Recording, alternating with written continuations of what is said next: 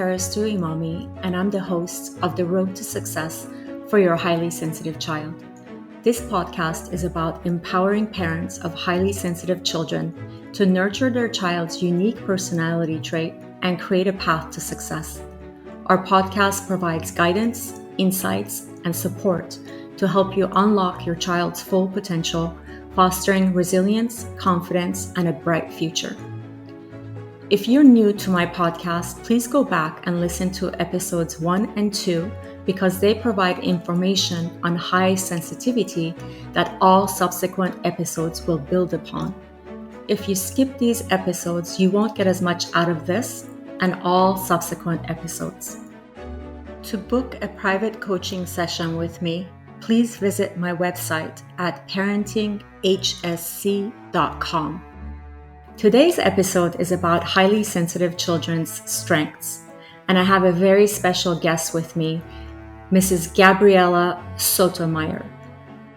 The first part of this episode is going to concentrate on the strengths, and then the second part of the episode is going to be an interview with Mrs. Sotomayor. So let's get started. Highly sensitive children possess numerous strengths that contribute to their unique qualities and perspectives. Here are some commonly shared strengths among highly sensitive children. The first one is they are deep thinkers. Highly sensitive children often excel in analysis and creative problem solving. They are tenacious. They don't give up. They try and try until they find a solution or they find an answer to their question. I remember when I was younger, I just started my career and I would get this comment all the time and how tenacious I was, how I would never give up. I would continue to look for solutions to a problem, even when most people around me had given up, and I would always find the right answer and the right solution. And that has been carried with me all throughout my life. And I remember being that way as a child as well. I never gave up. If I needed an answer to a problem or a question, I would seek different ways of obtaining that answer. Empathetic. Highly sensitive children often display a remarkable level of empathy. They're attuned to emotions of others, which allows them to connect deeply with people and respond with compassion. I remember when I was little, I was 11 years old, and my aunt was going through a divorce. And she was struggling so much. She had so much pain in her because she had 2 children and she did not want to hurt her children, but she also wanted to be true to herself. And she was not happy in her marriage, and therefore she wanted to get out of it. And in our culture, divorce is not very common. At least it wasn't at that time. And she was really struggling to make this decision, and she would talk to me for hours and hours and hours, and I would listen to her. I would feel her pain. I would be able to really understand what she's feeling and how sad she was and how much she was struggling. Therefore, I would listen to her for hours and hours, and I would give her advice, and I would tell her what she should do to help herself not feel so sad. And looking back at this, I'm so impressed that at the age of 11, I was able to deal with such a hard topic that most adults don't even know how to deal with. And the fact that I was giving advice to my aunt, who was substantially older than me, is just amazing. Next is effective listeners. For me, that goes hand in hand with being an empath, because when you're an empath and you see someone suffering, you could feel their suffering and you want to help them. And how do you do that? Is by listening to them and listening to them intently, giving them all of your attention and making them feel seen, heard, understood, and validated. And this is something that most highly sensitive children are really, really good at. And this not only helps them as a child in their school years, for example, but it also helps them as an adult in building and cultivating their personal relationships and their relationships with their colleagues. Highly sensitive children are very observant.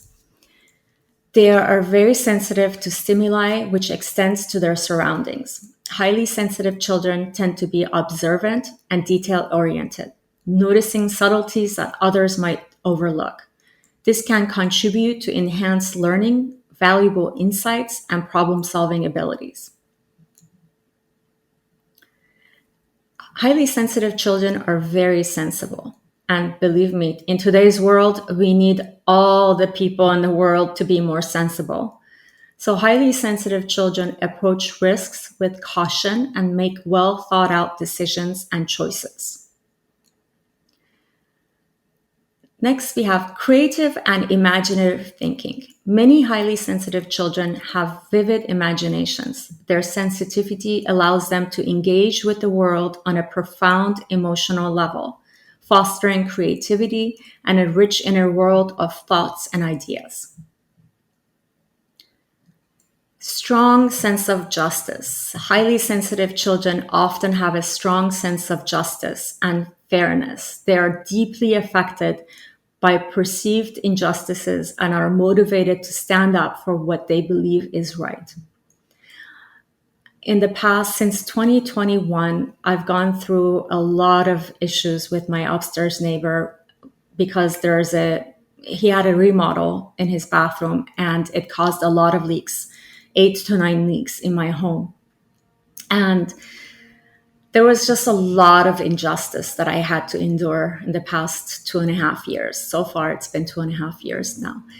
And I really learned to stand up for myself because I didn't want to see this injustice continuing.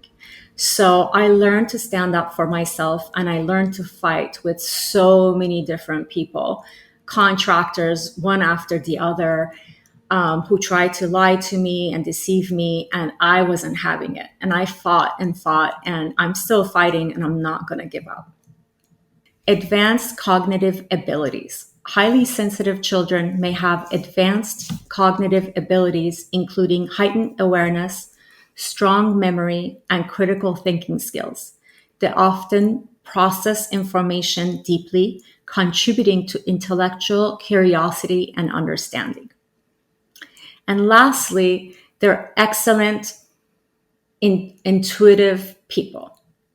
Highly sensitive children frequently possess strong intuition. They can sense subtle changes in their environment or relationships, allowing them to make informed decisions based on their instincts. For example, going back to the leak in my home, I was able to detect the slightest change in the contractor's way of speaking or their gestures or their body movement, helping me understand when the contractor was not being truthful to me. So then I would hone in to see what is it that they're trying to hide, and I would always figure it out.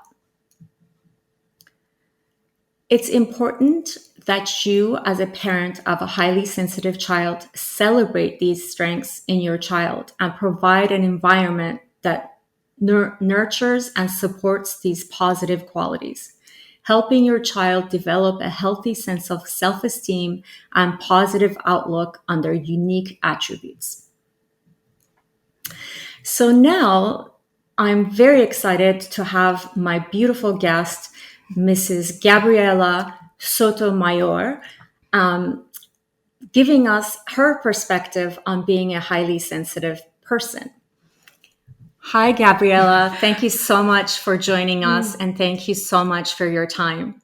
Oh, thank you so much. Hi, everyone. Thank you so much, Paris, too. It is an honor and a pleasure to be here with you in this beautiful journey, and glad to be able to share my experience.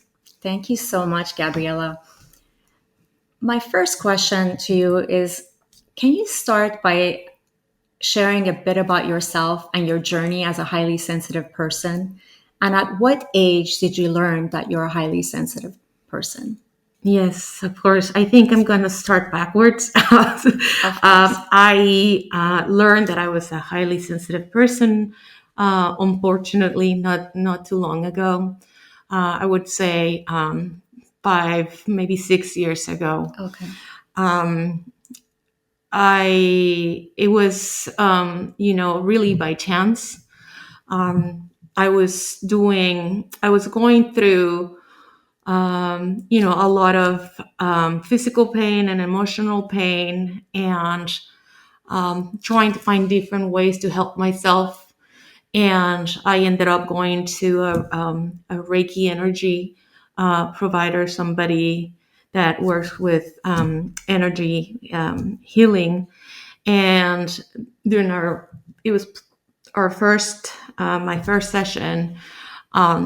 She let me know a little bit about what she felt, and being a highly sensitive person herself, she says, I can see that a lot of the emotional weight that you're carrying comes from, these, this, and these. And she says, if you don't mind, I'm going to share a little bit about my journey.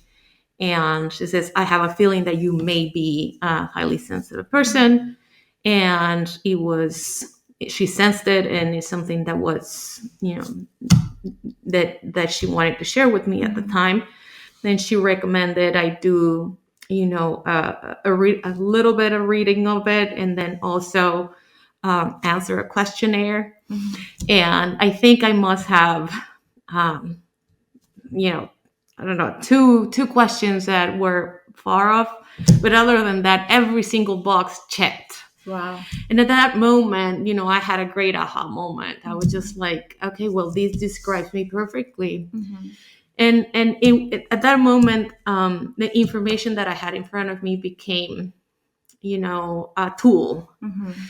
A tool that I'm still learning how to use, how to navigate, the world, that we're living in presently, with so much around us all the time. But I'm a little bit more mindful about, my surroundings and myself, and I'm become more attuned with how I'm feeling and what I need to do to support me. So does that answer the question? Yeah, absolutely. I love that. Thank you so much for Thank you. sharing. Absolutely. Looking back at your childhood, were there specific moments or experiences that made you aware of your high sensitivity? As you started, your show, you were sharing with your listeners, the different qualities, right, of highly sensitive people. And, here I am, like, shaking my head, like, yep, yep, yep. So, I think most of them I've experienced as a young child. As a result, it felt like all of it was a lot of distraction for a little body, a little mind. I didn't know what to do with all these emotions. And for me, because I was so attuned always with my environment and observing and, absorbing, it affected my schooling. My grades. I was always very distracted, with what was going on around my environment and what I was feeling. That I was, that I had a hard time with school. Okay. So it impacted your grades. It affected my grades. It affected, even my relationships, my friendships at school. Okay. And it was my mom. I was very fortunate. My mom, I don't know this for sure. She's no longer here with us, but I would like to think that she had this personality trait as well, because she was the only person that I felt really got who I am and celebrated who I was. That's beautiful. And she didn't want me to be like my sister, who was very outgoing and an extrovert and super achiever. My younger sister, as the older sister, I'm fortunate that there was never that comparison between the two of us. But I suffer socially at school. I felt like I had to try to be something else to try to make up for some of what I perceived at the time lacks, or it made me question myself a lot. Like, what's wrong with me, right? Like, why can't I focus? Why am I so sensitive? Why do things people do and say affect me in such a way, right? So it was early on that my mom said, you need to learn how to stand up for yourself. There are ways. And she really was my guide with little that she knew. I don't think back in the day we knew anything about these, but she knew there was something going on. So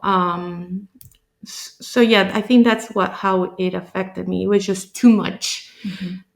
Ever since I was a young child, noise and light, I get very stimulated.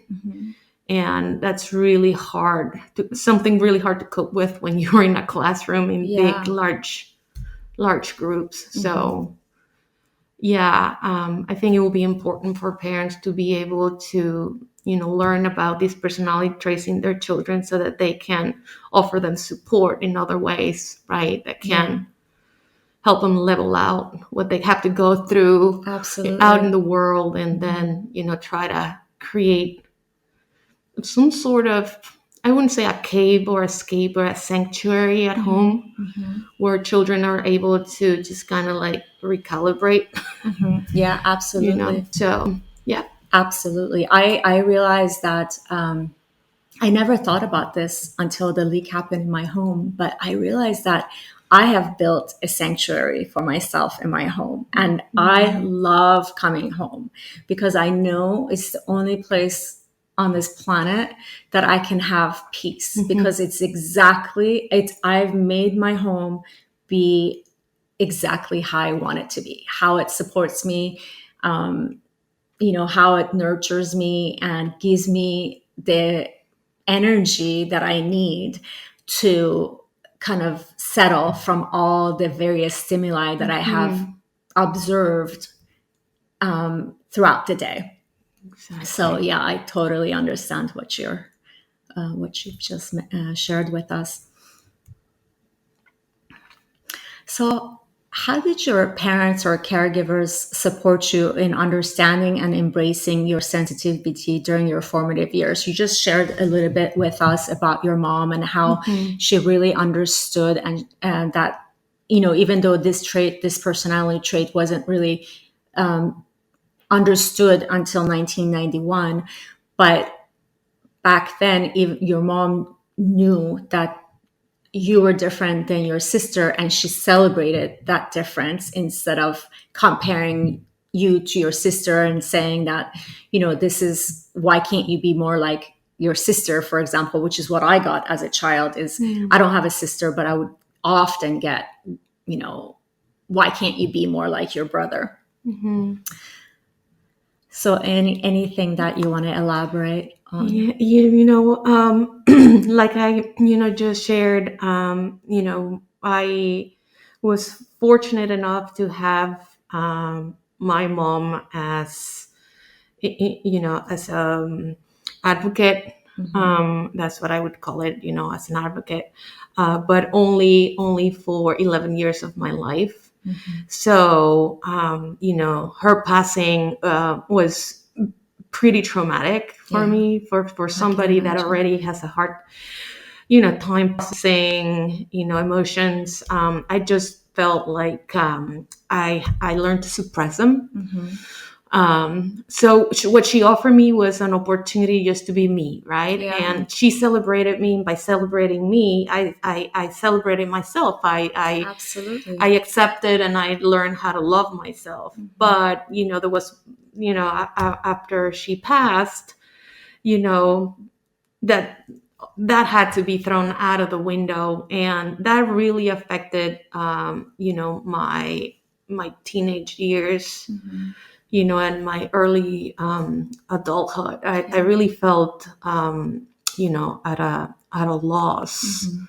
Because I've always gotten from other people, comments that we hear a lot, in our community, which is like, what's wrong with you? Or why are you so sensitive? Or Yeah. why are you always crying? Or just stop it. Or like, Yeah. why do you get so upset about something rather than other, right? So, yeah, I just started questioning myself, and but however, that being said, now more than before, I try to think back on those formative years and what helped me, which was just loving kindness. Yeah. She gave me the gift of her presence, not only her acceptance, but her presence. And I really do remember that she was very observant Mm-hmm. of around me. Mm-hmm. And so I think like she really learned how to get to know me, Mm-hmm. and so she would offer and adjust, things at home just to help me thrive. That's amazing. I love hearing that. It seems like your mom was such an amazing person in that she really not just celebrated you, but she went above and beyond, especially at that time where this was not very common. But she went above and beyond to understand you and understand the various nuances and what helped you and what didn't help you, to set up the right environment in your household so that you could thrive in life. Yes, absolutely, That's so absolutely. beautiful. Yeah, we hear that the first 5 years of a person's life are the most important. It's when their brains are developing, right when we're trying to make sense of the world. So, it's important regardless whether you are, HSP or not. Yeah. But I think that, just remembering that, for parents of young children that are going through this is something important to remember, that, just to be present, to pay attention, and to celebrate, the beauty, the beauty that we can offer. Thank you so much, Gabriela. What do you wish the world would recognize about HSPs? Uh, that it's, that is I wouldn't say that that's a hard question to answer, probably because I've never, I mean, it's a really good question. I never had to ask, or I've never been asked. So thank you for that. If I had to do a quick reflection right now, it would be, the fact that it's a trait. It's a personality trait, just like a lot, right? And that, there's a lot that we have to offer. Mm-hmm. I think, unfortunately, we get shunned, like, or no, not weirdos, or like, Mm-hmm. you know, can't adjust, right? So just see the qualities, like you were saying, all the qualities that you named at the beginning of the show, right? The gifts that we can bring, right, into any situation, and remind us, right? Because it can feel lonely Yeah. sometimes, right? I know who I am, what my trait is, but I feel lonely, Mm-hmm. and I'm not going to tell you my age, but I'm a middle-aged woman, and it takes a friend like you, somebody that you can share and talk to about these, to feel like you belong. Yeah, Right. So absolutely. just that feeling of just making us feel like we belong, Yeah. and that there's really nothing wrong with us, Yeah. I think is the greatest gift. Yeah. And I'm working on building a community for highly sensitive people and highly sensitive, of parents of highly sensitive children. And I'm really hoping that community will help, because I really can relate to that, because really struggle with the sense of belonging. And the sense of belonging is such an important aspect of your life as a human being. And when you don't have it, it's really hard. It has a Yes. lot of negative impact on your life when you don't have a sense of belonging. Absolutely. So, as we wrap up our conversation, is there anything else that you'd like to share with our listeners, especially parents of highly sensitive children? Um, I think the main thing is just and try to encourage parents just to be allies, right? Just to be allies, and highly sensitive children do not need to be overprotected, or they do not need to live in a little glass box. There's really we're highly functional. It would be just the recognition, right? The recognition, and just presenting children just with the right tools, Yeah. right? You and I talked about our retreat at home, right? So just there's many other things that I'm sure you will touch on your show, recommendations, Absolutely. things they can do. So it will be just do that, just be allies and be advocates, and don't feel alone. There's tons of information now out there. Now you have this amazing podcast, and you're building on that community, which I'm really excited about. And hopefully, we can meet, if not in person, virtually, and Absolutely. and thrive together. Absolutely. Thank you so much, Gabriela. I really appreciate you being vulnerable, sharing your story with us. It's really important that people like you and I speak out and speak up and share our journey, because it's through this sharing and this vulnerability that others can see that they're not in this, alone. They're not. There are other people like them, and hopefully, once I build a community, we can all get together and see how beautiful HSPs are and how much they have to offer the world. And yes, they're sensitive, but their sensitivity is actually something positive and not negative. It's just the perspective, how you see that sensitivity. You can see it in a negative light, or you could see it for what it is, which is a really beautiful, positive,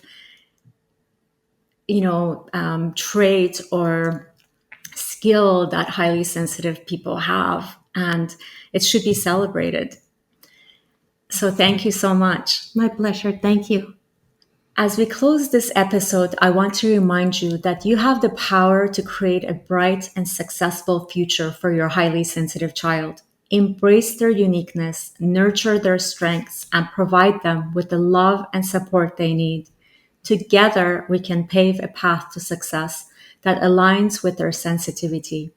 Thank you for joining us today, and remember, you're not alone on this journey. We'll be here with more insights and inspiration in our next episode. Until then, keep believing in your child's potential, because they truly are extraordinary. Stay tuned, stay inspired, and stay committed to setting your child up for success in life. To book a private coaching session with me, please visit my website at parentinghsc.com.